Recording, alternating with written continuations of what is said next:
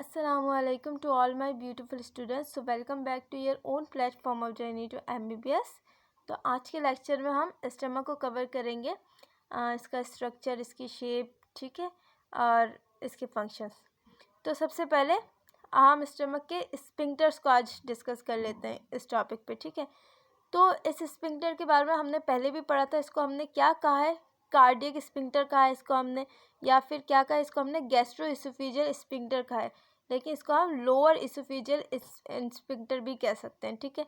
और स्फिंक्टर का शेप कुछ इस तरह का है। दो साइड में ये जो मासेस होते हैं ये आपस में क्लोज कर देते हैं, ठीक है। और स्फिंक्टर का काम मैंने आपको बताया था पिछले लेक्चर में, क्या है काम इसका, to prevent the backflow, ताकि फूड वापस इसोफेगस में ना चला जाए, इस चीज़ को प्रिवेंट करने के लिए। और ये किस तरह से होते हैं, ये काम करते हैं कुछ इस तरह से, ऐसे यू काम करते हैं। ये यू, जब फूड आता है यू ओपन हो जाता है, जब फूड स्टमक में चला जाता है तो यू बंद हो जाता है, ठीक है। तो ये इस तरह से काम करते हैं। और इनके अंदर अगर आप देखें तो इनके अंदर कुछ फोल्ड्स हैं, ठीक है, जिसको हमने क्या कहा है, गैस्ट्रिक रुगे का है। रुगे का मतलब फोल्ड्स, गैस्ट्रिक का मतलब पेट, ठीक। इनकी जो वॉल है वो स्मूथ नहीं है अगर आप अंदर से इसको देखें, ठीक है। तो स्मूथ क्यों नहीं है, क्योंकि फोर्स इसलिए ताकि ये अच्छी तरह से फूड में ग्रिप बना सके, उसको अच्छी तरह से डाइजेस्ट कर सके। अब जैसे अगर हम आटा गूंथते हैं तो आटे को हम किस तरह से गूंथते हैं, यू आटा लिया, बिल्कुल यू जोर लगा के ऐसे करके हम गूंथते हैं ना आटे को। तो बिल्कुल सेम यही काम हमारा स्टमक भी कर रहा होता है। आटे को जिस तरह से हम गूंथते हैं, बहुत ज़्यादा हमारा जोर लग रहा है, बहुत ज़्यादा एनर्जी यूज़ हो रही है, तो स्टमक का भी काम बिल्कुल सेम ऐसा ही है। तो हम जो कुछ भी खा पी रहे होते हैं बिना सोचे खा पी लेते हैं, सही से हम चबाते नहीं हैं, है ना, ऐसे ही खा लेते हैं। तो वो सारा जो एक्स्ट्रा जोर लग रहा होता है वो किसने लगाना होता है, वो इस स्टमक ने ही लगाना होता है।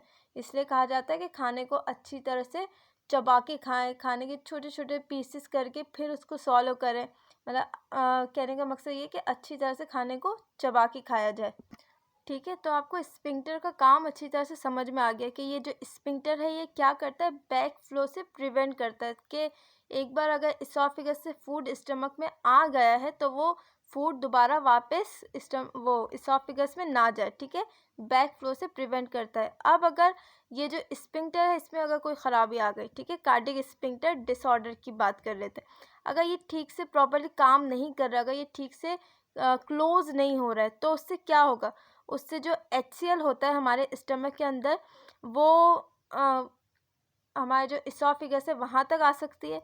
और ये HCl बहुत ही ज़्यादा ख़तरनाक होती है। ये HCl अगर इसोफेगस में आए, अगर हमारे मुंह में आए, तो हमारे मुंह में छाले पड़ सकते हैं, इसोफेगस डैमेज हो सकता है। ये HCl बहुत ही ज़्यादा स्किन को डैमेज करता है, ठीक है। तो और क्या होता है, अगर ये स्फिंक्टर सही से बंद ना हो रहे हो तो फिर बर्निंग सेंसेशन हो रही होती है। आपने शायद सुना होगा या अगर कभी फील किया हो तो गले में एक अजीब सी बहुत जलन हो रही होती है ना, गले में बहुत जलन होती है काफ़ी लोगों के। तो वो किस वजह से होता है, बिकॉज ऑफ दिस HCl, ठीक है। ये HCl का रिफ्लेक्स होता है। अगर ये जो हमारा कार्डियक स्फिंक्टर है ये ठीक से बंद ना हुआ तो ये जो हमारे स्टमक के अंदर जो HCl वगैरह है वो सब हमारे इसोफेगस तक उनकी जो तेज़ाबियत है उन केमिकल्स वगैरह की, वो हमें महसूस होती है, ठीक है, अगर सिंपल अल्फाज में अगर मैं आपको बताऊं तो। और इस कंडीशन को क्या कहते हैं, इस कंडीशन को GERD कहते हैं। GERD का मतलब गैस्ट्रो इसोफेजियल रिफ्लेक्स डिसऑर्डर, ठीक है।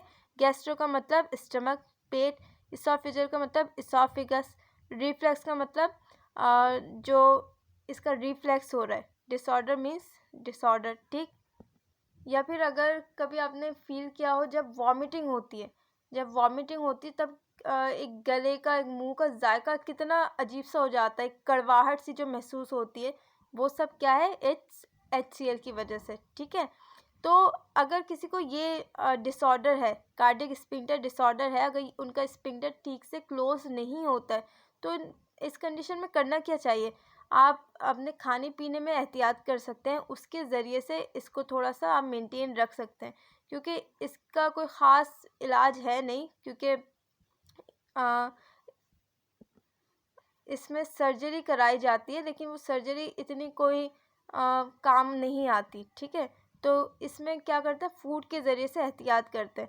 तो इसमें चाय, कॉफ़ी वगैरह, cold drink, spicy food, oily food, ये सब चीज़ें नहीं खाते ताकि तेज़ाबियत कम से कम हो, ठीक। उनको कहा जाता है फ्रूट्स खाएं, वो ऐसे फ्रूट्स खाएं लाइक गुआवा, और उनको कहा जाता है कि आप ऐसे फ्रूट्स खाएं जिसमें एल्कलाइन कंटेंट ज़्यादा हो, ठीक है। तो यहाँ पे हम डिस्कस करेंगे मूवमेंट्स इन स्टमक, स्टमक के अंदर जो मूवमेंट्स हो रही होती है, ठीक है। तो मूवमेंट का मैंने आपको बताया कि सबसे ज़्यादा मूवमेंट जो देखा गया है वो किसके अंदर शो हो रही होती है, वो किसके अंदर देखा गया है, हमारे स्टमक के अंदर सबसे ज़्यादा मूवमेंट होती है, क्योंकि हमारे स्टमक ने फूड को डाइजेस्ट करना है, उसको छोटे छोटे पीसेस में तोड़ना है ना। तो मैक्सिमम पेरिस्टालसिस कहाँ पे देखा गया है, हमारे स्टमक के अंदर, ठीक है। और क्या है, हमारे स्टमक की जो ये लेयर है, ये जो हमारे स्टमक की मस्कुलर लेयर है वो बहुत ज़्यादा मोटी होती है, ठीक है, बहुत ज़्यादा थिक होती है वो लेयर, ठीक। अच्छा, अब आप पीछे मैंने बात की वॉमिटिंग की। अब वॉमिटिंग होती किस तरह से, जो यूजुअली जो वजह होती है वॉमिटिंग की वो ये होती है कि रीज़न ये होती है कि आपने कुछ ऐसा खा लिया होता है जो डाइजेस्ट नहीं हुआ है। अब जो आपने कुछ वो जो उल्टा सीधा खाया है जो आपके स्टमक में जाके डाइजेस्ट नहीं हुआ है, तो वो क्या करेगा, वो डायरेक्ट आपके ब्रेन को मैसेज सेंड करेगा, ठीक है। और ब्रेन में कौन सी जगह है जहाँ पे वॉमिटिंग सेंटर है, मेडुला ऑब्लंगाटा, ठीक है। वॉमिट सेंटर कहाँ पे, मेडुला ऑब्लंगाटा।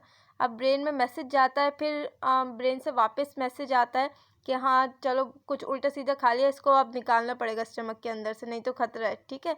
तो फिर हमारा जो स्टमक है वो क्या शो करता है, सडन इजेक्शन, ठीक है, अचानक से। ये वॉमिटिंग को हम क्या कहते हैं, vomiting is also reflex action. Reflex किसको कहा जाता है, वो चीज़ जो बिल्कुल अचानक से हो जाए बिना सोचे समझे, ठीक है।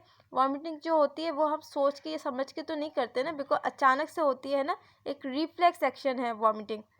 तो वॉमिटिंग में होता क्या है, वॉमिटिंग में ये जो स्टमक के अंदर जो भी फूड है, जो भी फूड का कंटेंट है, उसके अंदर HCl है और बाकी जो कुछ भी है, तो वो सब किसके थ्रू, ये कार्डियक स्फिंक्टर को क्रॉस करके, अब यहाँ पे क्या हो रहा है, रिवर्स पेरिस्टालसिस मूवमेंट यहाँ पे होनी है, ठीक है, क्रॉस करके माउथ के थ्रू बाहर निकल जाता है जो कुछ भी है, ठीक। तो उम्मीद है आपको आज का ये लेक्चर समझ में आ गया होगा स्टमक के बारे में। तो अगर आपको समझ आया, अच्छा लगा तो लाइक करें, हमारे चैनल को सब्सक्राइब करें, इस वीडियो को शेयर करें। तो मिलते हैं अगली वीडियो में। अल्लाह हाफ़िज़।